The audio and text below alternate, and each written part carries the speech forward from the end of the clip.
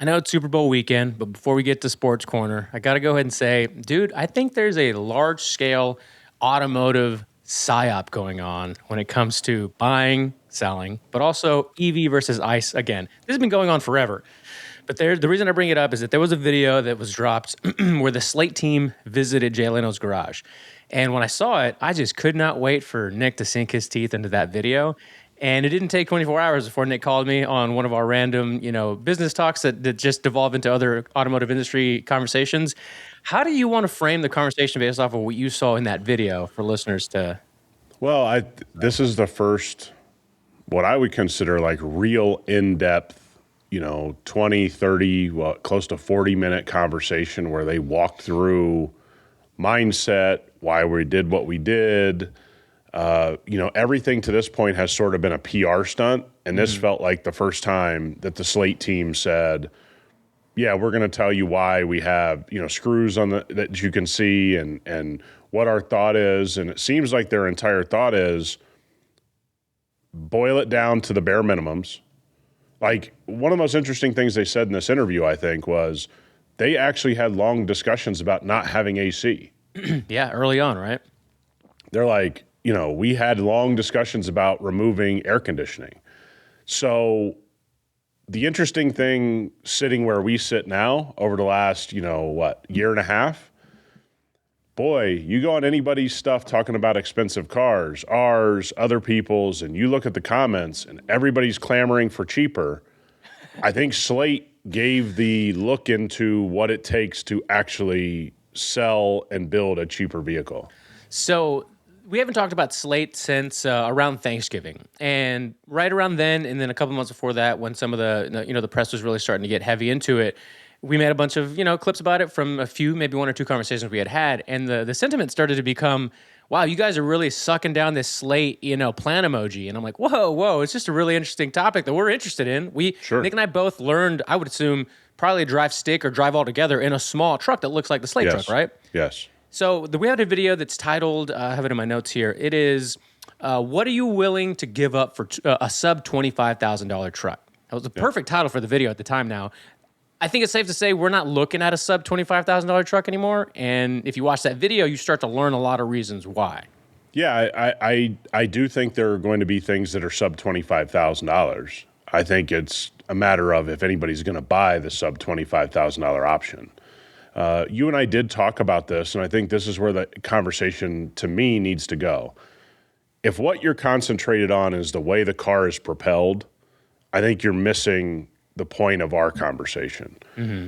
Number one, most people drive less than 50 miles a day around their town. Let's just bump that up and say 75 miles. So how the car is propelled at this point is kind of irrelevant to this specific conversation, because I know what everybody's saying to themselves. Well, if it was this four-banger from this, one, I would buy. It's like, I don't think that's the conversation. The conversation is everybody wants cheaper, and what are they willing to give up to get cheaper? Now, what we see from the average price of cars is that people are not opting for cheaper.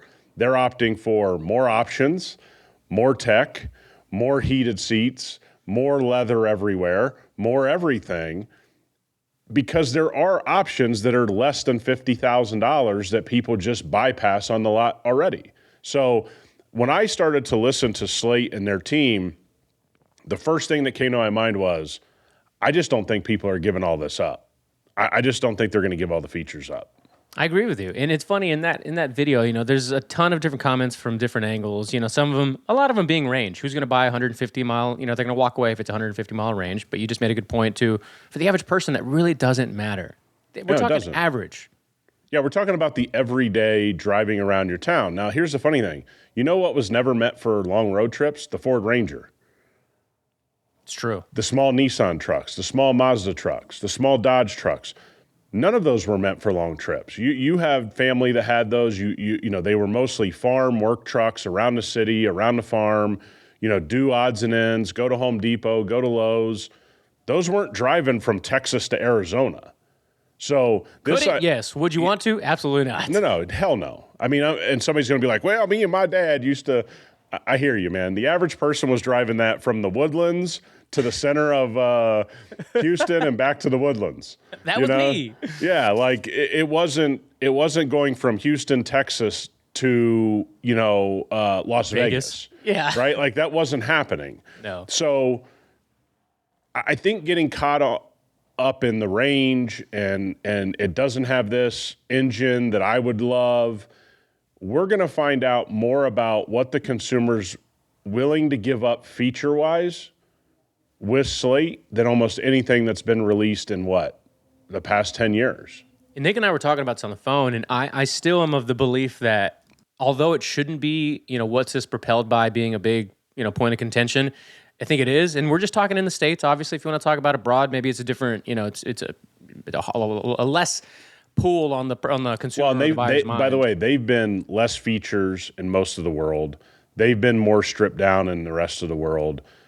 America really dominates this heavy featured car. Yeah. Heavy featured vehicle, which is heated steering wheel and 9,000 things of tech you don't use. And that is really kind of a U.S., maybe parts of Canada, but again, not all of Canada, parts of Canada, certainly not Mexico. Yeah. Right? So just in the North America world, the U.S. kind of sits by itself with this heavy feature way of thinking of cars. So somebody asked on that video from a while back, who is the exact target market of a sub $25,000 truck? And they kind of posed it like who's really looking for that? In my mind, I'm like, I think a lot of people. I think most people. This is where we have to ask ourselves. Everyone's bitching about price when it comes to the comment section on the internet. I want cheaper. I want cheaper. I'll buy cheaper. That's who supposedly is the marketplace. The problem is those guys walk on the lot and they buy a $62,000 Tacoma. And then they get on the internet and go, I want a cheaper truck. It's like, yeah, there was a cheaper Tacoma you didn't buy. There was a cheaper XYZ that you didn't buy. So this is where I think Slate's going to have to answer some questions, I think, of the broader market. Are you guys really willing to give up leather seats? Are you really willing to give up a great audio system? Are you willing to give up all kinds of tech? And I think the answer after watching that video is everyone concentrated on the roll-up windows. I think that's the least of their worries. I think it's all the bells and whistles that people say they're sick of paying. Then Slate is your second vehicle in your household. And you guys, we talked about this. One of the things that I get tired of is revisionist history. I was just about to bring that up. Yeah, you and I were around the mini truck scene when everybody had a smaller truck, okay? Maybe you had a larger truck, but you also had this, 100,000-mile beat-up small truck that's just kind of floating around your orbit in some way. Revising those trucks as though, well, I would have got a lot more back then. No, you wouldn't have. It barely had AM/FM radio. Yeah. And by the way, when you turned it on, it sounded like it barely had an AM/FM radio. We have Bluetooth speakers that sound better than those audio systems. Oh, no, quite. I mean, light years ahead. You were using one in the LX when you first bought it. Yes, I was. But think about how rare it is that I just didn't care. I was like, I'll get to it when I get to it. I'll get this repaired. Most people would have freaked out. Oh, my stereo doesn't work exactly like this, and it has older tech, and there's always been cheaper out there. It seems in the last 10 years, we moved into a different phase where the average consumer, especially in America, doesn't think they should have to live without all the features. But then after they buy all of them, they get on the internet and bitch about the cost of vehicles. Yeah, and it's weird because I would say our audience is a really, I think you guys are special. That's right. I want to give you guys your flowers. But in the sense that they are like you or I, where they actually would go and prefer the less features. And a lot of times we'll have, like you've said before, you got your buy vehicle money in this account over here that you always use to buy, flip, sell, whatever. And the ones that are the average consumer, who are probably our listeners, friends, family, neighbors, whatever, are the ones that our listeners are saying, hey, you might want to go this route instead of that route. And here's why, and this is a better move. And the average consumer just isn't listening to them. And it's so strange to me because on paper, they care about the car less. Overall, they care about the vehicle less. They are looking at it as an A to B, and yet they hold all the other things on a higher pedestal than the average car enthusiast that might be listening to our show. Yeah, and I think that's where Slate gets into this interesting conversation. It's not the perfect truck. It's not how I wish they would have done anything, right? It's not a judgment of, yeah, I wish there was an engine option and an EV option and all these different things. But they literally thought of everything to reduce the cost to the consumer. And that much is obvious when they talk, because neither one of these people is great in front of cameras.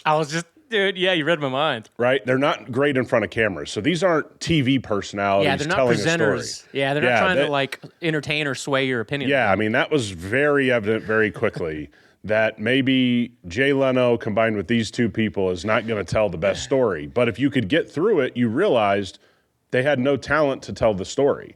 They were literally just taking you meeting by meeting of how they ended up in these decisions.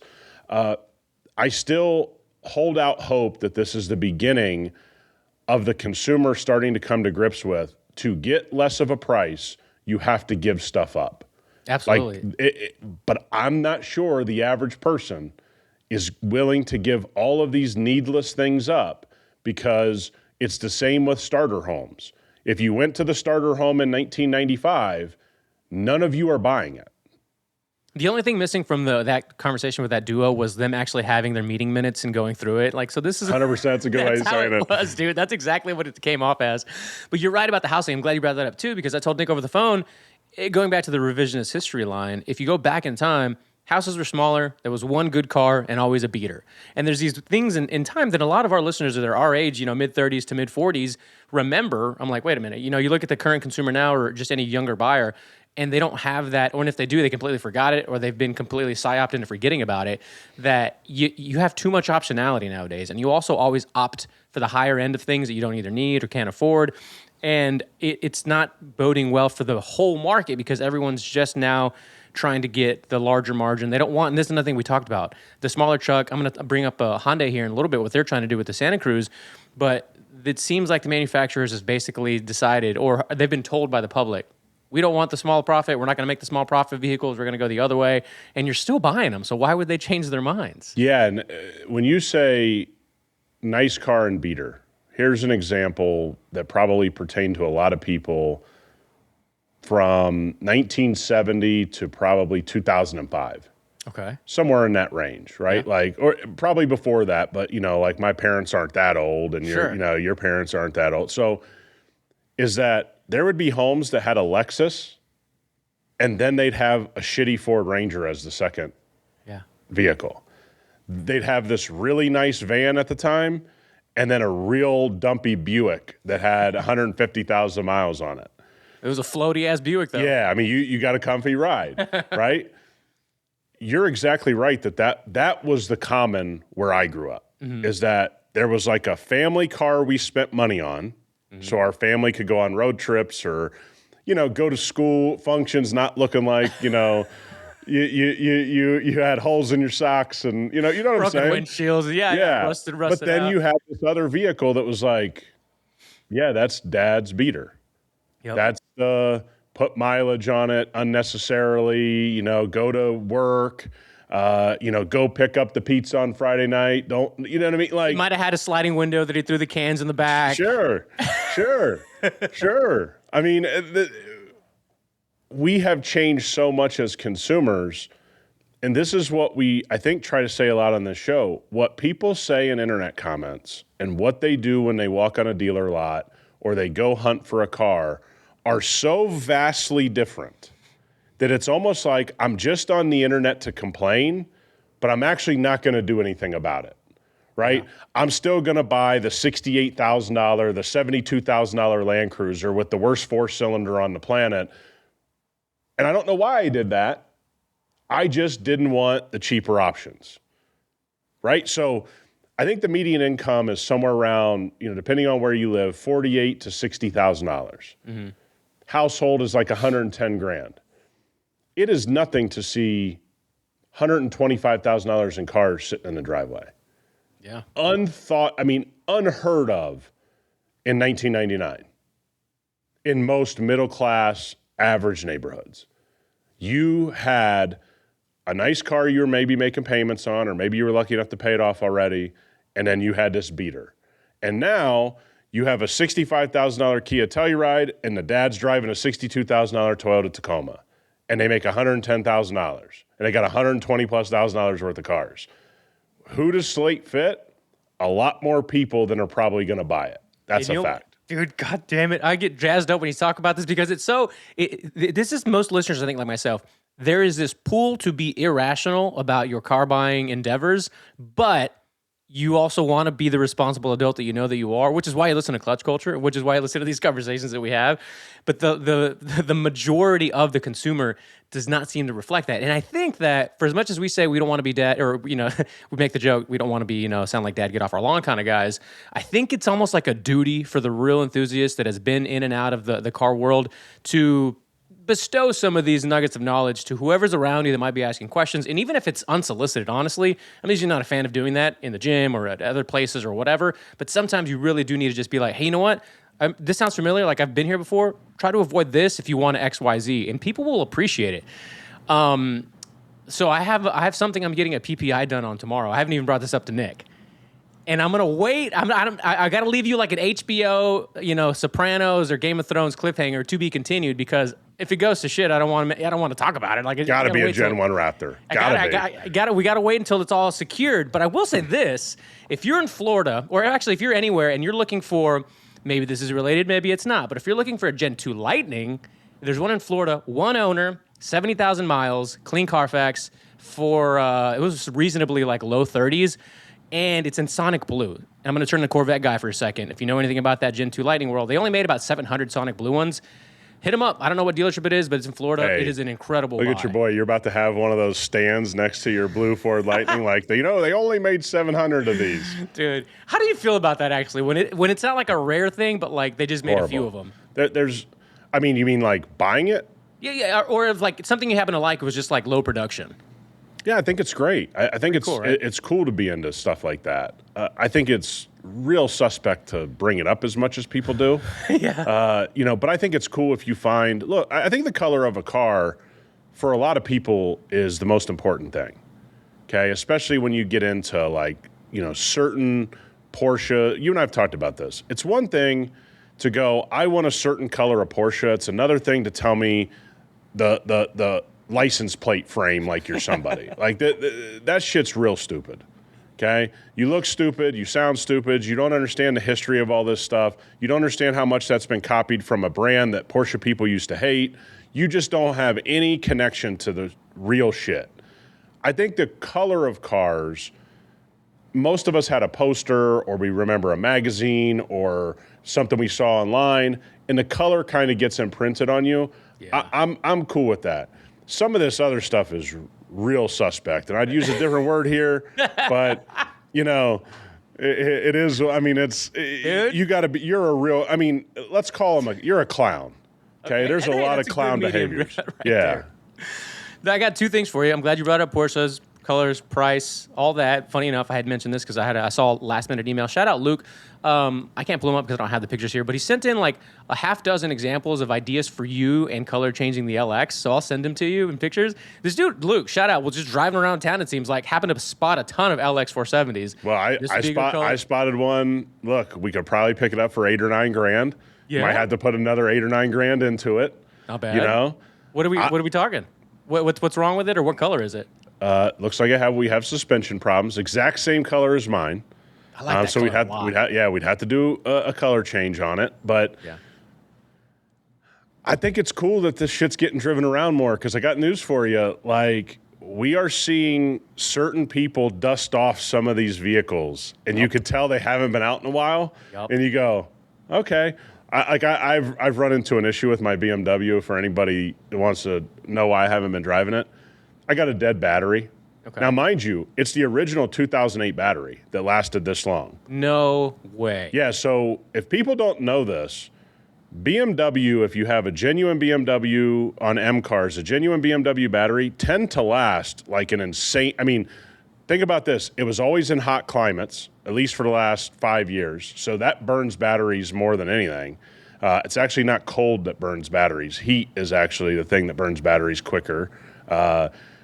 And it lasted. But the problem is, it's such a headache to get to. It's such a headache to get all the shit off of it. It's in the trunk, right? Yeah, and it's got all kinds of shit you got to deal with, and it's got a weird tie down that you got to get off there. I'm not saying any of this because it's like the hardest thing you're going to do on a car, but it's one of those things I just keep looking at it when I pass it, and I go, oh man, I got to put a battery in this thing. If the keys are right there, you're like, just not going to grab those keys. Yeah, 100%, dude. 100%. And I made the mistake. I didn't put a trickle charger on this thing. Nick's fault. Yeah. Not going to blame BMW, which is, what normally people do. Easy thing to do. Yeah. It was all me. Just didn't take care of it. But yeah, that's my latest. I got to take, a little bit of time and get that handled. Funny. Since I don't have the pictures up, though, I will say I'll just ramble some off. Black, not a big fan of the black on the LXs personally. No. The gold color, kind of cool, but I like the two-tone. Yours is two-tone, right? Well, you got like a gray with a darker gray. Yes. The solid color, I don't think it looks as good if it's like solid colored top and bottom. The brownish, goldish, and then the maroon one. I do think like the dark Yeah, so there's a maroon one near me. I like that. Yeah, it looks good. Yeah, no, if we're doing a color change, which I've been talking to some people because we're able to do color changes here, I have an idea. Okay. It was not available on this LA. If I do a color change, I'm going full color change. That's what I'm thinking too. It's fun to like do something that isn't available in the lineup of what you have, right? Yeah, because at that point, it's like, this is why we did it. So I was actually having this conversation with myself, and as I was getting ready for this PPI that we'll talk about next week, obviously. What are your favorite colors? I know the British Racing Green, but outside of that, is there anything that sticks to your mind that you like that just that much or close to it? There are some dark blues and light blues throughout different manufacturers that have done them well. Yeah. I still think that, like slate gray, chalk gray, when done right, I get that people are kind of burned out on it, but there are some cars that look so good in that color because of the curve. You got to have sort of a curvy, Porsche type body or swoops or things like that. I think there are some reds throughout history, but you'd be more in like the maroon than, the red Ford Lightning is one of those things that comes to mind. You go, that was a great red for a great car. Ferrari red comes to mind. But I just saw an F8 that was done in British Racing Green with gold wheels, and I'm like, boy, that looks great. That color combo is so good that you don't see it on enough things. Because people don't know what the fuck they're doing. I don't have to even mince words with this. There's no thinking about it. People just don't have the class to do the gentleman. That's called the gentleman spec. Okay. Which, by the way, though, we will say spec in our terms is different than the spec on the terms most people might use it. Yes. Well, we may be making merch that says something about specs. Yeah. So that was the paint aspect of what we were talking about. You brought up price and Porsche. I happened to see a video of Doug. It was a reel where he was talking about he had a bill for his Porsche. Didn't he have like 20 grand, 25,000 bucks? It was $25,000. He was like, I told people that I was back on cars. Got a $25,000 bill. Doug's back out of cars. He's back out of. No, it was so funny. And the best part of that is. I think the best part of Doug being involved in this Porsche world is he's the guy that tells people how corny the Porsche world is. So funny, dude. And it's hilarious. Like, it's probably my favorite, like, automotive shtick right now is the fact that he has 2 Porsches and he just busts on Porsche culture. Because I've been busting on it for the better part of the last decade. But when I look at his Porsche, the funniest part of this is how many Porsche guys are like, never need to do anything to him. It seems like everyone has a perfect vehicle. Yeah, well, and guys like Doug who actually take care of their shit are like, yeah, I got it. I've had it for a month and a half, and I had to do 25 grand worth of work. It's amazing how the people that take care of their cars seemingly always have things to take care of, and then the people that treat their cars like shit want you to believe nothing ever goes wrong with their cars. It's like the most fun thing. And then they know what they have, so when they sell it, they know what they have, right? Yeah, they become that person. All I did was change the oil. It's like, that's not a flex. That's not the flex you think it is. I don't remember how he framed it, but he was like, either I had the most expensive bill or I had the cheapest bill, however he phrased it, because essentially he was looking at getting a 6-figure car or whatever, and he's like, oh, that $25,000 bill just saved me about $300,000 or $100,000 or whatever. Because he was going to get other stuff. Like, dude, it's my favorite. We don't know Doug. It's my favorite shtick on the internet right now is that he just busts the Porsche guy's balls while owning like 2 of the best Porsches you can own. Yeah, and that's the thing about him, too. There's a lot of car content creators, obviously, out there. And some of them that have been around a long time, like Doug. But he does have that way of being so, like, giddy and knowledgeable about the shit that he talks about, that Yeah. even if you initially don't like his that's another thing too, like people's presentations, the way that they talk or whatever, will immediately turn some people on or off of their content. If you just give that guy a chance or his content, if you never have, you'll end up liking it. Most people, like, no one has a bad thing to say about Doug. Yeah, and I think he's one of the few. I know he's done some stuff with manufacturers, and he's probably gotten some, access to things that from his platform. But he's one of the guys that from the beginning said, if I start taking these trips that manufacturers provide, I just don't think that's above board. Right. And the funny part is to see that he's the biggest one, and then these guys still over here trying to tell you they're not getting any benefits, they're not being paid off, they're not. And Doug's like, no, they are. I just didn't want to get into that because I thought it was a pretty bad gray area to be in. It's like the people that cut the checks think they're buying them off. Guys like Doug are pretty honest about it. Then these other guys are like, nobody paid me off. It's like, okay, I don't know, man. The biggest automotive guy thinks it's a very big gray area, and the companies cutting the checks think that they're buying good press.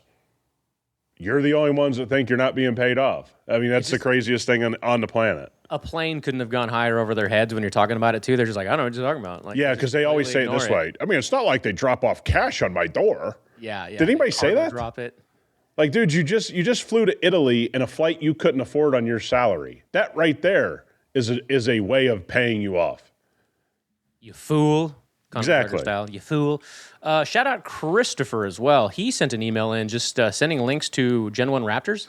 So thanks to you. I love it when people are like, hey, check this out. Check that. It's out there, right? Like, shout out to you for taking the time to even think to send us a link about, any kind of car for that matter. It's the best. But also, that's what it was. Doug was looking at upgrading Sequoia to the Lexus 700, I think it was. Yeah, the Overland 700. He's like, yeah, I'm not doing that anymore. Yeah, dude, it's so funny. And the comments were like, he's still going to get the Lexus. The best part is he calls the Sequoia a Republican car.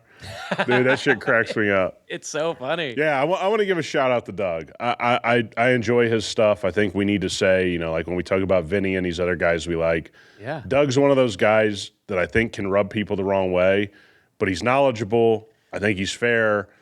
And if you have an issue with him and you're following other automotive media people, boy, do you have it wrong. Because if you knew some of the stories about some of these guys and gals behind the scene, boy, would you have a different opinion.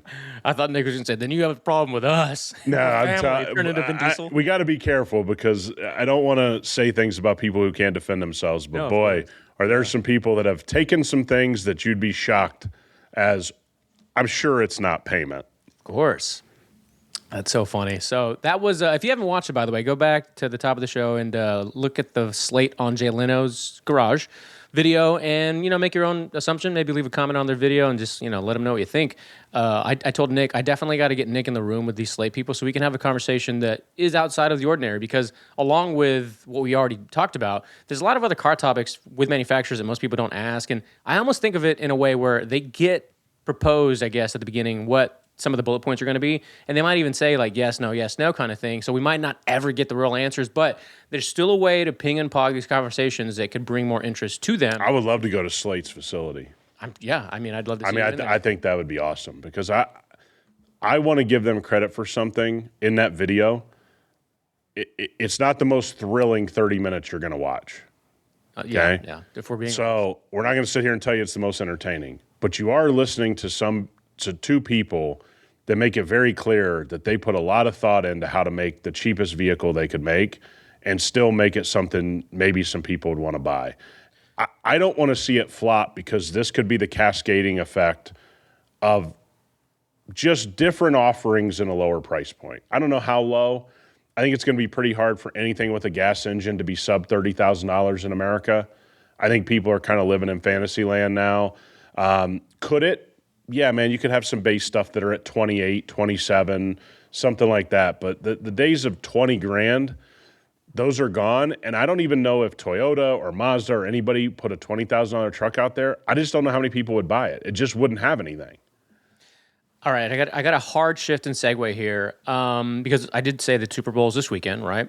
This is kind of a quick sports corner. But did you know that there's only 3 automotive manufacturers that are going to have full-fledged commercials during the Super Bowl? Who is it?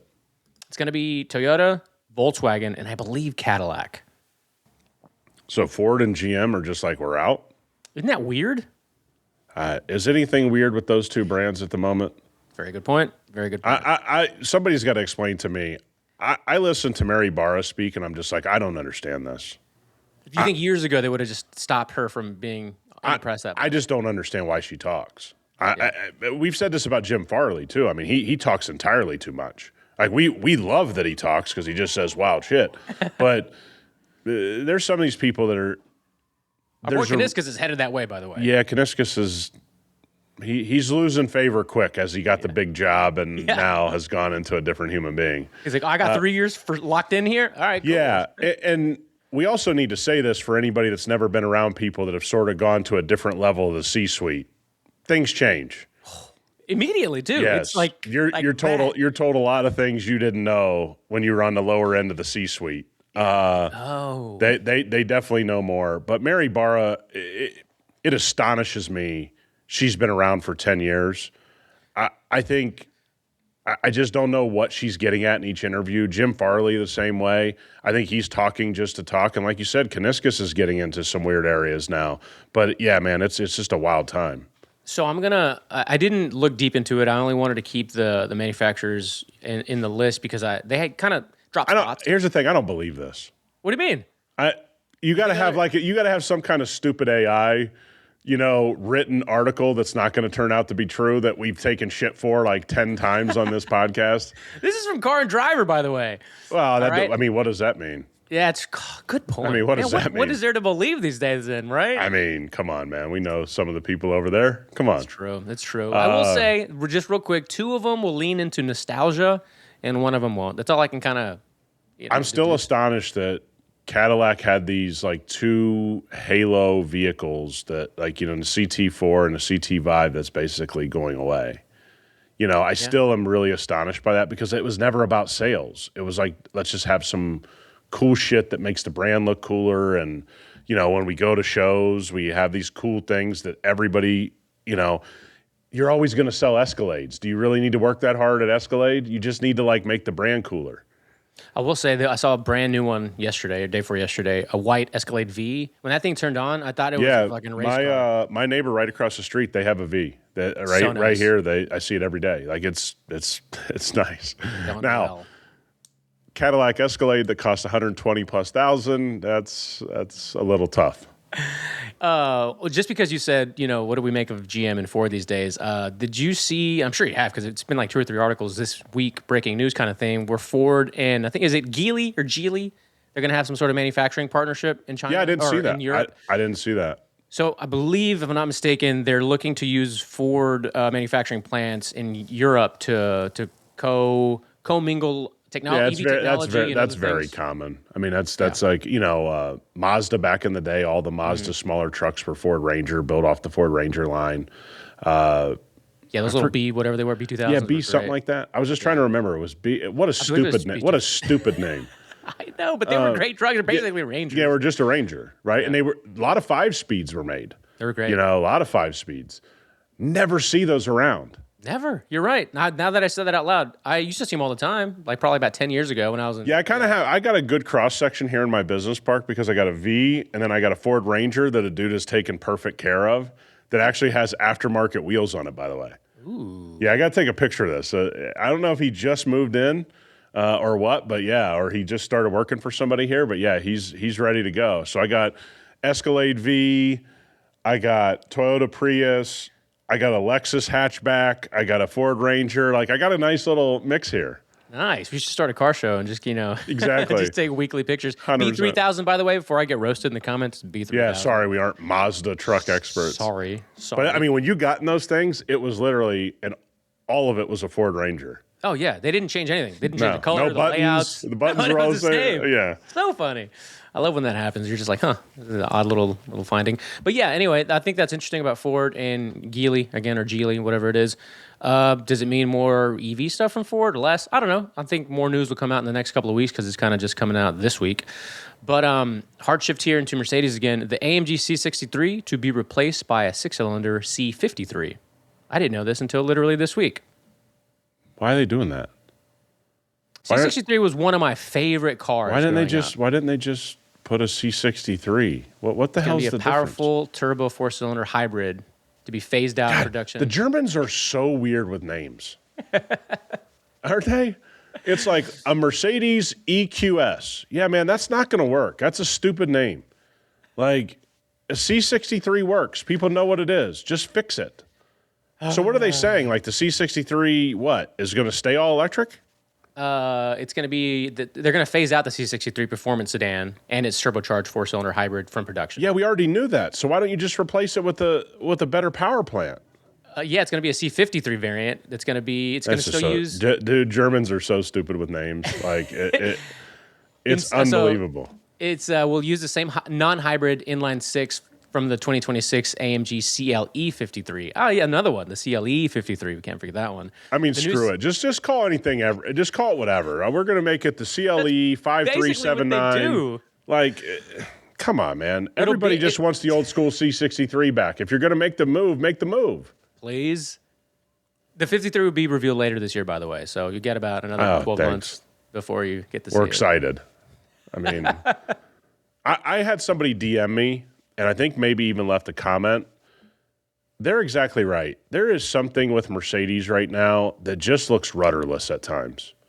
Ooh, rudderless is a good word. It just looks kind of like, like this. You made a mistake with the C63. You admitted it, which absolved you of all your sins. Just build the C63 people want. No, we're going to do the C53. It's like, bud, you already got out of the woods. You were already out. You were out, and then you pulled yourself back yourself. You pulled yourself back in. Yeah, exactly. You literally drowned yourself.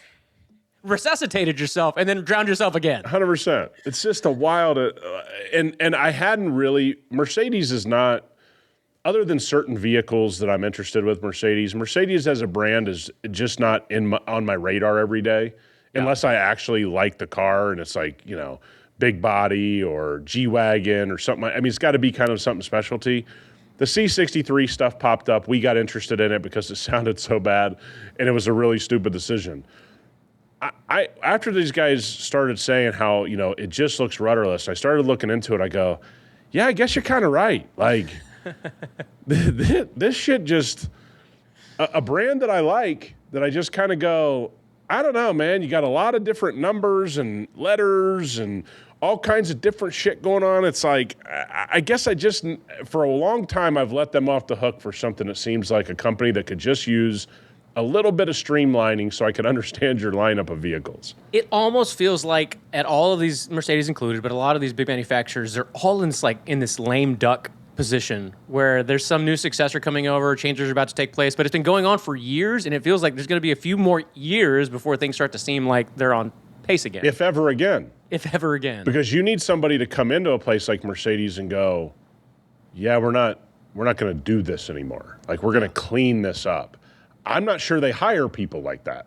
That's a good point. I don't think anybody puts their foot down anymore. And not only that, I mean, German automakers, sort of like a go with the flow crowd there. I mean, that's sort of built into the old, German way of life. Like, go along to get along here. So I don't know that they're going to hire somebody to kind of clean up some of this sloppiness that they don't see as sloppy inside of the German automakers. They go, yeah, this all makes sense. It's like, no, it doesn't all make sense. You got too much shit going on. And somebody told me, or I read something, did you see that BMW's talking about making a bigger SUV? No. Bigger than the X7? What, they're making their own Suburban? That's what I'm asking. That's incredible. That's like the big conversation in a lot of automakers. I heard that Volvo's going to be trying to build something bigger than the XC90. You're looking at something like BMW trying to go bigger than the X7. Like, I'm all for it. I mean, fuck it, let's get weird. But, I mean, it's insane to think about. You could have between X1 to X9. At one point, you're just going to create like an X-Man or something. It's 100%. It could be like the Michelin Man. Vehicle. Yeah, exactly. That's good. That was good. I'm trying to find. I can't find anything on it. Man, I can't believe they would make something that big because the X7's already a large vehicle. Yeah, no. It's definitely being talked about. Wow. I don't know what's going on with your got to get on Grok or whatever it's called. I don't know. Grok might say some wild shit. That's what I'm saying. Let's make things weird. Let's be a German automaker and just put a bunch of weird numbers up. Yeah, they'll know what to relate the two if we put it in a graph. Yeah. All right. Well, I'll look for that for sure, and I got to bring it up when I find it because that's interesting. All right. We talked about the little truck segment earlier on. I want to go back to it because on the phone earlier this week, I talked to Nick also about how Hyundai is canceling the Santa Cruz in hopes of, I guess in hopes of, but also maybe another year from now, 2 years most, releasing a truck, like a full-on Hyundai truck that they've never really done. I don't remember if it's going to be body on frame or not, but I found this, and if you're new to the show, early on we used to do like kind of like Reddit rabbit holes. So I hadn't been on Reddit in a long time, and there's a whole Hyundai. Sure, you haven't. That sounds made up. Nope, super true. That sounds like a German automaker CEO. That sounds like something Grok would say. I don't go scouring Reddit. I don't dick around on Reddit for 2 hours a day. I don't plan emoji on there at all. Listen, Hyundai to sunset the Santa Cruz, but the whole Reddit thing was like the buyers of these cars, and one of them was actually a salesman, essentially saying the Maverick killed the Santa Cruz, and anybody that wanted a Santa Cruz already bought one. So that's probably fair. That's probably fair, right? So they're hoping that the incentives, the pricing, the offerings of whatever this bigger correct truck me if I'm wrong. Didn't Kia and Hyundai already release that weird truck with the weird fenders? Yeah. Wasn't it called like the Tasmanian or something like that? Yeah. The Tal something or other. Yeah. Wow. They really love that phrasing. Yeah. So I think it's Tasman, I think it was. I think it's kind of already here. I mean, they've already, if Kia's already released renderings, you can assume Hyundai's not far behind of using that same kind of, ecosystem. I thought the Santa Cruz was kind of a cool idea. The buyers of it seem to think it's great. Like everyone in this thread, by the way, this could all, if you believe in dead internet theory, this could all be bots talking to one another. Yeah, Apparently, there's also a social system now. I don't know if you saw this, Mock or McGlock or something, Sarah McLaughlin. I don't know, where it's bots talking to bots. Did you see this? No, it's AIs talk. I believe it. Oh, yeah, no, they created their own social network. Yes. That makes total sense. And now I'm just beginning to believe that all social networks are just bots talking to other bots. Well, I think Twitter purchase kind of showed us that it was like 85% bots. So I kind of believe, and some of the stuff we see on Instagram and TikTok makes you believe. It makes you go, Like we have now, people will pop up and go, from India, and then they'll leave a comment. And you go, I'm not sure that is a real comment. This doesn't track right here. Yeah, because it'll tell you where it's from, like exactly how a bot would do. It's like, from India, period. Then they leave a comment, and you go, that doesn't seem right. And it's always pro whatever car you're talking about. Yep. As if they work at the Dearborn plant and they're like, that's their job. Yeah. So it's a really like odd thing. But I look at the Santa Cruz. I do think things like that. Remember you had the Outback that had the bed in it. What was that called? Man, I don't remember. But you know what I'm talking about. They had sort of one of those once upon a time. I forget what that was. But I've always liked when the Explorer. Wasn't it just the Subaru Baja? Yeah, the Subaru Baja. There you go. Okay, yeah. The Sport Track from Ford Explorer.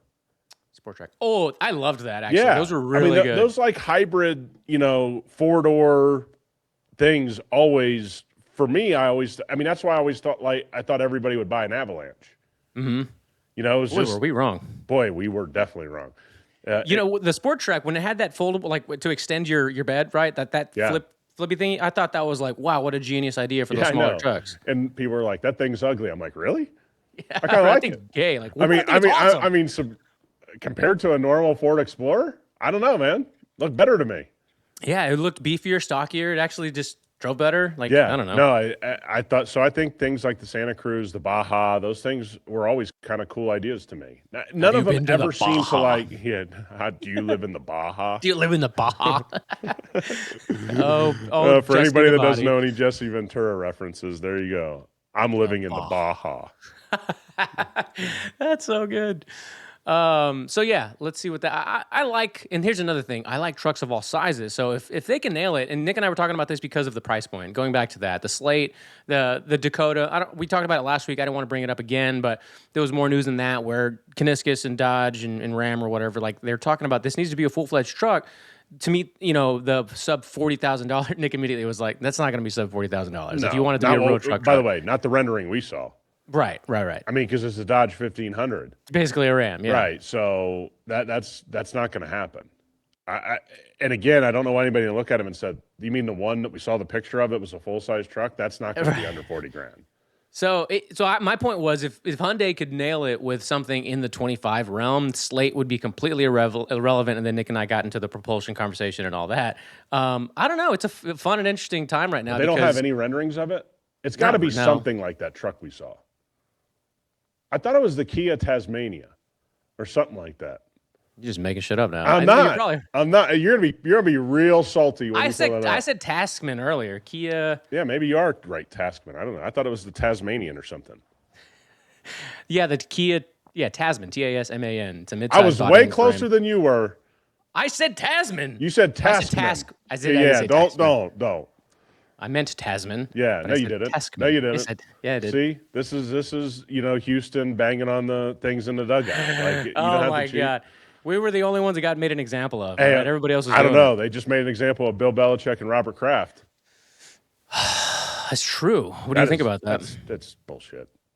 Look, Hall of Fames are a joke. They're a joke. I mean, they've always been. Pete Rose proved that Hall of Fames were a joke. Best hitter of all time. You can't take any of those things seriously. I mean, from the music to the movies to the sports, all of those award ceremonies. This is why we crack jokes about automotive media, because all of these media members, sports, cars, entertainment, it's all a joke. Yeah. It's all a joke. How you walk out of a room of 50 people and go, Bill Belichick's not a first ballot Hall of Famer. So now you got to keep Tom Brady out. Mm-hmm. So the winningest quarterback, the winningest coach, I think the winningest owner, you're not going to let them in the Hall of Fame on first ballot. So who's the first ballot Hall of Famer? Drew Brees? Prime Drew Brees was a beast. Come on, dude. You can throw passes in a fucking dome. That's true. Everybody should be in a dome, though. That's my opinion. Yeah, that's the worst opinion I've ever heard. Ban domes. What do you do? It's an outdoor sport. Ban domes. Ban domes. Ban them. I'd ban them all. Dude, leave a comment right now. Leave a comment if you've made it this far into the YouTube video. Yeah. Do your kids play baseball in a dome? No, but it'd be pretty sweet if they Hold did. on. Yes or no? They learn the sport as an outdoor sport. Yeah. There you go. Rest my case. And I'm right. Now you're looking at it going, oh, yeah, exactly. No, because that's the most reductive, simplistic way to explain a Why? Because you don't want to sit in the elements? No, trust me. I'll sit in the elements all the day. 4 or 5 years sitting in the elements for hours and hours. I get it. By the time you get to your 20s, you're like, we should be in a dome by now. It's called the evolution of the process. Do you think Arrowhead is as cool if it's a dome? Isn't it like, hey, we got a snow game in Arrowhead? No, it's moderate temperature where you don't die if you decide to take your shirt off like a psycho, like all those people do. That's what I think. So you would make Lambeau a dome. Wrigley a dome. When I said everyone should be in a dome, all of these stupid element-driven games that have been decided by, this happened to the Texans, and I'm not just saying it just because it happened to the Texans this year, but like that game was horseshit that they played against the Patriots. Why? Because they were too shivery? I don't know. CJ Stroud couldn't hold on to the fucking ball. I don't know what to tell you. But hold the dome. Hey, they won like 11 straight. So I think they did pretty well. Here's the thing. You're going to make the shoe a dome? Come on, man. This is crazy. I love how Nick's going to continue to name all of the other fucking stadiums after I said everyone should be in a dome. Come on. Notre Dame, dome. Come on. That's just silly. Do you not enjoy domes? I don't care if it's in a dome, but I am very aware Peyton Manning and Drew Brees' career would have been vastly different if they played in the elements. Like, Peyton Manning struggled to throw a spiral. He's great, but he threw a bad ball. If he's in Chicago for his career, I think his career statistically looks vastly different. Shout out to the era with Dwight Freeney and all those other awesome players. Nice. Dude, that whole team that year was awesome times. This is not over, by the way. Leave a comment, dome or no dome. No. Leave a comment, dome or outside. Fenway, dome. Give me a break. Well, baseball, you need the space. It's got to go out of the fucking, you know what I mean? Baseball's different. I'm talking about football. Football is not, buddy. You don't, what do you need? The balls aren't going into the water in San Francisco. The balls aren't going over if signs outside. If you're telling me your vote is make Lambeau a dome, the conversation's over. I'd rather see basketball outside, street ball, than seeing football outside. Welcome to Clutch Culture, where we're going to have our last episode on the 6th of February. I love saying things that get Nick riled up. The silliest things too. Nick can be a non-traditionalist about everything, and then you find that one thing where you're like, no, this is that one thing. I'm gonna die on the hill of tradition here. It's Where it needs to crazy. be outside. You don't think Lambo games in the snow are awesome? I think it looks awesome. Don't get me wrong. It looks awesome in theory. To play the game through and to have big games decided on what the weather is that day, silly. So let me say all this. Rob is a respected friend and person on the Clutch Culture podcast. For anybody that thinks Texans are tough and that they're going to save the Union, we just proved they don't even like the weather. You know, like I have to tell people all the time. I hear this all the time. Texans have guns. Buddy, we have full autos getting let off in the desert all day. This whole Texans are tough. Oh, Texas, they're going to save the... No, they aren't. You just heard it. He doesn't even want Lambo to be real football. I'm going to quote one of the comments that was left on one of our videos. I can smell the fear. I don't know if you saw that. No. I was like, I don't know what the hell it was about an EV. We were talking about EVs, and it was like, I can smell the fear. Oh, it was the Bentley EV we were talking about. Oh, no, the Cullinan. Yeah, that's what it was. And all it was, I can smell the fear. And I was like, what the fuck are you talking about? Fear. We fear the EVs? Like, what? Yeah. We don't fear change. We like them. You can't even hear them. Why would I fear them? It's so silly. Oh, dude, we had... Please tell me you saw the Waymo story that they clipped all those cars in Los Angeles. No, but there was actually a driver in the Waymo. Yeah, there was a what did they call it? Oh shit, I'm gonna feel stupid when somebody says it. They called it a autonomous vehicle specialist. I think was driving the car and just smashed into a bunch of cars parked. Oh, dude, it's priceless. Autonomous vehicle specialist. So a human, a driver. I got to imagine that person is not a specialist any longer, correct? Her name was also probably Susie, if we're being honest here. Yeah, that sounds right. That sounds right. We could say some other things, yeah. Yeah, we might want to stop there so we don't get canceled from the internet. Okay, no, I got the child story again here. Video shows out-of-control Waymo van crashing into parked cars. Dude, it is have you seen the video, or is this the first you're hearing about it? This is the first I'm hearing about it. Oh, you got to see the video. Please see the video. Okay, let me see. If you guys have not seen the video, this thing is the craziest. I mean, it looks like a drunk driver. I'm gonna boom. Let's see if we got it here. Skip this. Yeah, what's this lady talking about? Who is Mike? Oh, get out of here, guy. Boom. I went through a neighborhood. Boom. He went through somebody's yard. Look at that. Uh-oh. That dude has a badge on. Dude did have a badge on. How did that happen? Can you imagine if you're sitting in your house and you know your car just got hit and you walk out and the dude's wearing a company badge on an autonomous vehicle? Like, how quickly would you might choke him with that badge? You're like, this is going to be a pretty fat payday if I'm not mistaken. And it's going to take a long time. It's true. It's going to be another good point to, hey, you want to see how fast a claim of any autonomous company gets resolved? You are in years of hell waiting to get this settled. That is that's unfortunate. Don't get me wrong. Also hilarious that they titled it the way that you just said it, and this was the outcome of somebody actually being behind the wheel. Fantastic. We have Zooks everywhere out here. I pulled out of my my complex here going home last night. There were 6 Zooks sitting waiting to turn left onto main artery here in Vegas. Like I don't know how many they built, but we got to have 95% of them. How do you feel about that? As somebody that's around them all the time, you see them like that. For instance, 6 of them in a row waiting to turn. I think for places like Vegas, if they stay, and they do stay very central, like it's not something you see out in the suburbs of where I live. I think central, like for the Strip, getting back and forth to the airport, which can just be a defined, like they have the loop done from the airport to the Strip now for the Teslas. I don't know if they've opened it or they're still in testing to, get all the insurance handled and whatever, where it's just going to be the Tesla loop. I'm kind of fine with it because driving on the Strip sucks. Like, I think if you just kind of automated the Strip, it'd be better for everybody. But how many places do you have? South Beach, parts of New York City, parts of Vegas, maybe the North Hollywood of Los Angeles, a couple streets. Like, you don't have that many places this pertains to. Yeah, that's true. Well, yeah, it's an interesting world because I don't see a lot of use of it, obviously, where I frequent. So it's like, I don't know, good luck to you. Because there's a couple of them now. Zoox, Waymo. It's probably like three or Well, four the like, most big the ones. most awesome Waymos are in Phoenix, where they just have all the old Jaguar Oh, SUVs God. being What are they? What repurposed. are they called? Are they F-Pace, F-Paces? yeah. Yeah. Yeah. No, it's pretty I-Pace, I think it was called. Oh, Yeah, yeah, I think it was the right. Yeah. I-Pace. Yeah, dude, it's priceless to see because you see Jaguars everywhere and you're like, dude, I never see a single Jaguar where I live. Oh, wait a minute. It's a Waymo. They're all driving themselves now. Yeah. How the mighty have fallen. Sorry, we hate to kick a horse while it's down there, but that company.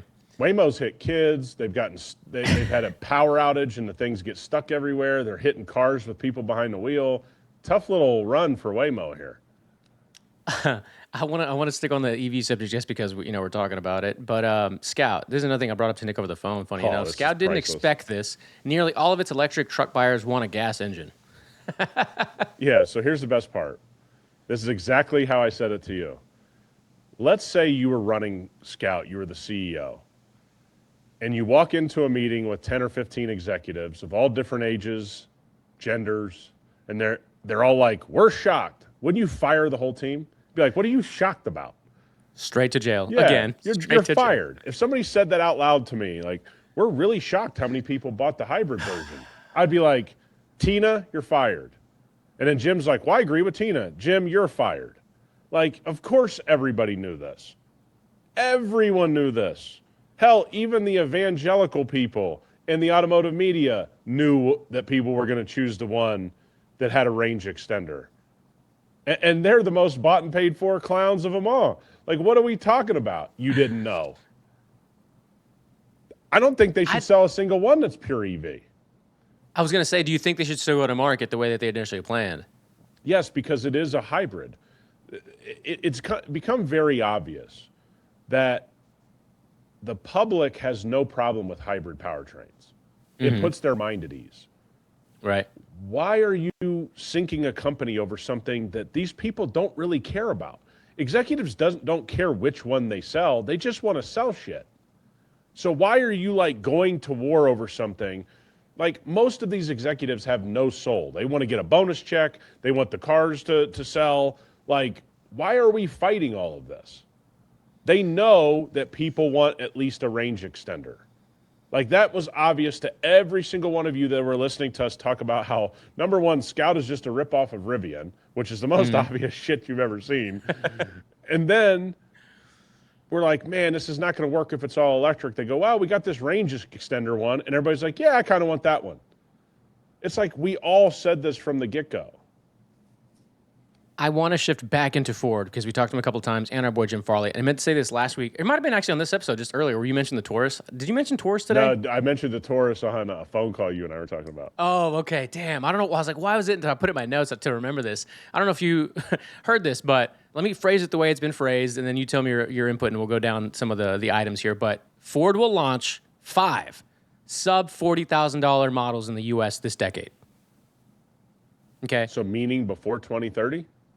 That's what we're to believe. The new car will be joined by a truck, an SUV, and a van. All right. By the way, did you see the van sales numbers for everybody that was cracking jokes when we first got on this podcast? Did you see the van sales up 21% year over year? Did you see the Grizzly video that posted right now before we started recording this? I mean, it's already fire. People want a Pacifica Grizzly. I mean, I'm a trendsetter, Rob. The best comment was the Vanlander time is now, something like that. Oh, dude, it's so funny. Yeah. So shout out to you. Here's where we're at with Ford. Does Ford bring the Windstar back? That was what I was hoping, but when I saw that they would all have fresh names, it kind of disappointed me because you have the two parts there where people were like, you shouldn't fall back on these names if you're going to do a disservice to them, and then you have the obvious side where it's like people already are going to be attracted to these names, make them half-ass decent at sub 40 or 30, and you're going to sell some cars. So what are your thoughts? I think they should, to answer you. Yeah, I mean, there's some of these things that aren't special, but they are nostalgic, and there's a big difference between special and nostalgic. Great point. A van. I'm interested. We were early on to this. Yeah. I mean, come on. We hate to keep patting our own backs. Yeah, but we've been doing the show every week for. I've been a big fan. Yeah. I wonder what they could do sub 40 though. I mean, you're in like Ford Focus land, something that rivals the Fusion, the Focus, the something like that. They show Tauruses and Fusions in an article here, So but then the craziest part about Taurus, you want to talk about real like niche, shit people probably don't care about, but we're gonna say it I anyway. like the Taurus, honestly. Yeah. Taurus literally dominated with like the reintroduced Impala corporate car deals, like for corporate salespeople and corporate people that traveled. Like they all had a Taurus or an Impala for like a decade straight, right? 15, 20 years. So the SUV will be interesting because this is where you have to ask yourself, I don't think Explorer has a ton of Explorer and Blazer are kind of the same to me. I don't think they have a ton of like wind behind their back, doing great. Everybody's excited to own one. They've just kind of existed for a very long time. Explorer ST is cool, right? But you don't see a lot of people hyped up to buy an Explorer. Like if they buy it, they're usually somebody that just likes what they could get for the price, not something they seek out, sort of like a 4Runner or something along those lines. So do they basically build a smaller Explorer as the sub $40,000 SUV? Because So a new Escape? there you go, a new Escape, Dexter style. Yeah. The Escape was a good, solid vehicle. And I don't Dexter care what drove anybody it. says. I mean, so Yeah. that's something. Double whammy there. Yeah, double whammy.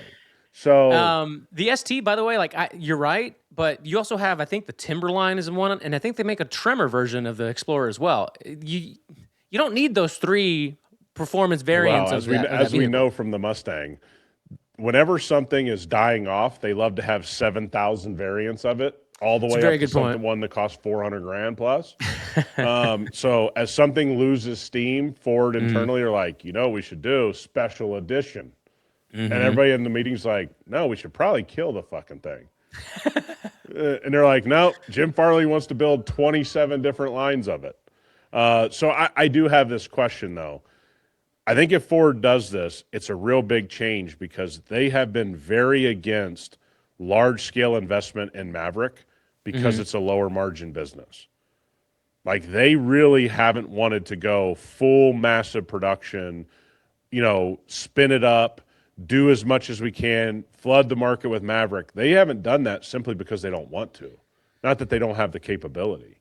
So now you're telling me a car, a van, an SUV, possibly investing more in Maverick.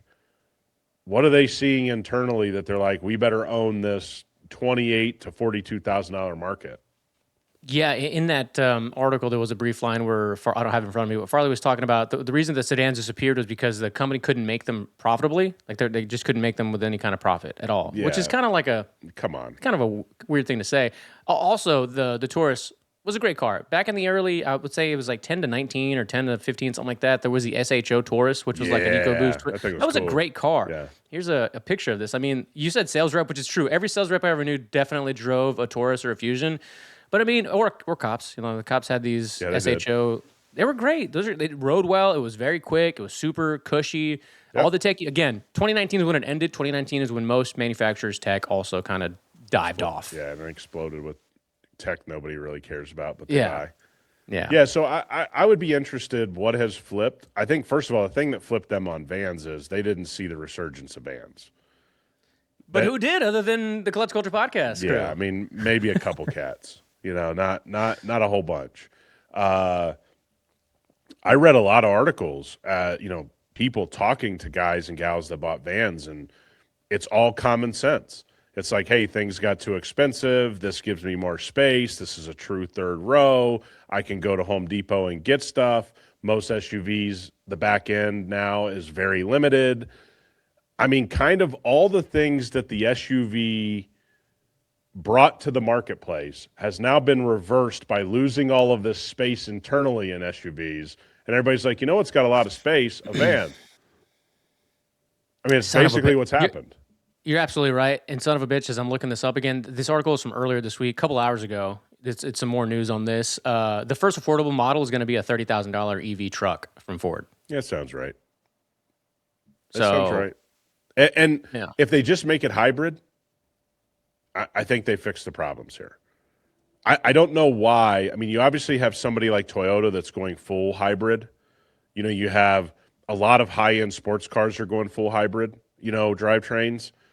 I, I'm not sure, especially in the GM, Ford, Ram, Dodge world, why it seems to be they either want to make an EV nobody wants to buy or they want to have an engine. And it's like, hmm but everyone else is going some semblance of hybrid throughout their lineup. I'm a little bit, maybe they just didn't invest in it enough, and so they don't know how to yeah, make the hybrid. exactly. It's funny enough. We were talking. I just mentioned the Escape. A big hole of the lineup is centered around the Escape, pictured below. Ford stopped building this entry level crossover in December. Although dealers still have some, they're going to run out. But they talk about how they can still drive profitable growth through the nameplates that we have. I think this comes back somehow. I mean, that's such a silly thing to get rid of. That one right there. I saw those everywhere. And you also go, you killed off that, but you wouldn't kill off or change the Explorer. Like that's where you Yeah. drew the line. I mean, both of them are just kind of nondescript SUVs. So you just like picked one out of a hat? Like what? I mean, what'd you do here? Probably because this looks like the SHO I just showed you, but obviously a little taller. It's just a crossover Taurus. Hey, didn't you think that Ford for a long time did good wheel packages? I totally agree. That's a good wheel package for like a mid-sized SUV. I'm not gonna lie. This is almost exactly like what you can still find on Mazdas. Our CX-5 actually has very similar wheels. Yeah, you know what I'm saying? Like they did a great job with that stuff. And now it's just like they got the worst tailgate in the game. I don't know. It just doesn't make any sense. That video will never not be funny. I Yeah, mean, it's garbage. Garbage. And people defending it, garbage. people are like, "Hey, it finishes the look of the King Ranch." I'm like, I think you're wrong. Yeah, we're going to have to agree to disagree, and you'll never be invited to the barbecue. Like That's that's what Nick's I favorite say line when this people week. come into my backyard. I'm like, "What do you think?" I show them a picture. I'm like, "What do you think about the back end of this expedition?" I like it, and I just slam the gate. I'm like, "See ya, not allowed in." And if they're already in, enjoy your burger. It's gonna be your Yeah, last. I jump on them in the pool and try to like keep pushing their head under. I'm like, you can't have that God, opinion here.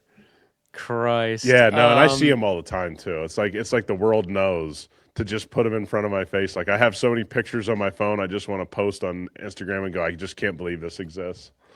Dog, I got to bring this one up. I know we're about to land the plane here as we're crossing the hour mark, but the Nissan CEO, what's his name, Ivan something, Espinoza, he told the Drive, Nissan is back, and I there was a know. term in Hey, here. by the way, they did a concept Xterra and they think they fixed everything. Oh my god! And then where's the line? It was something to the effect of like the vanilla era is over. They I'm like, did wow, what a 8,000 different Nismos and they're like, we're back. yeah, dude, it's crazy. I can appreciate the Me enthusiasm for too. somebody that believes that it's back or coming back or around the corner even. I don't haven't seen anything to say that they're back, but other Yeah, you than canceled strong the words, Ultima, so you think you're back? yeah, they're like, we're getting that off the road. That's going to get away from our profile. No one's going Yeah. to think that's us. Yeah, we don't want bumpers falling off the front on the freeway. Like, yeah, man, I don't know. You have a lot of things to fix. I mean, your lineup's too difficult to understand. Nobody knows what you're committed to. I think you have a big problem inside Infinity that is hurting the overall overarching brand as a whole. I think Acura is doing the same thing to Honda. I think Acura hurts Honda. It's Mm, nondescript. Nobody cares about it. You're not selling any vehicles, but it exists. You either need to turn that around or you need to kill it, which no, as we say, nobody's really in the market to kill stuff that they can take bunches of debt out on. hmm So I look at this and I go, I like some things Nissan's proposing, like many things, and his name's Manny, right? Yeah, from I think it's Ivan, right? Ivan. Ivan Espinoza. Yeah, Okay, Ivan Espinoza. Let me tell you something, Ivan. You actually got to build the shit. yeah. You got to follow through, right? Yeah, like the This pictures are real great, probably hanging on the wall, but you got to like get the shit to the marketplace. exactly. And if you're going to tell the marketplace that the Xterra is going to cost less than 40,000, and that you might see a body on frame Pathfinder return, you got to deliver on that, or there's no choice. We have to roast you for these stupid conversations you're having and never fulfilling on. Yes, and if you build them and they're good and people can rely on them, then you're exactly right. Nissan's time is being is a big change in the ecosystem. The problem, Ivan, you haven't built anything. Doing a In a long special time. edition Nismo is not building anything. Okay, like I, you I, got to I, clean this shit up. I think he drives the Z. I think that was in the article too that I read. Ivan, who daily drives a 400, I think a Z or whatever the new Okay, Z that's is. fine. Cool. I mean, it's Right. you and 7 people that drive that car. You can get one for literally $12,000 I these know. days. I know. All you got to do is walk Well, in and say, "I have good credit," and they're like, "Whatever you want, dude." I had high hopes for that car too because I love, I something that agree. may have resembled an old Datsun or something would have been really cool to see I unveiled, agree. or even like the old Z's, but it just kind of Buddy, the didn't do it. crazy talk around the Prelude, we don't have to get into this today. It's 200 horsepower and $43,000. Somebody paid in the 60s for it. Did you see that one? Buddy, come on, man. Sometimes Honda, and Honda's really stays in their lane. Accord, I mean, they really just don't veer. Yeah. No one, once again, we talk about all the people this stuff goes through. Everyone in the segment has more horsepower, and the vast majority have a cheaper starting price. Who was like, yep, nailed it? I mean, who said that?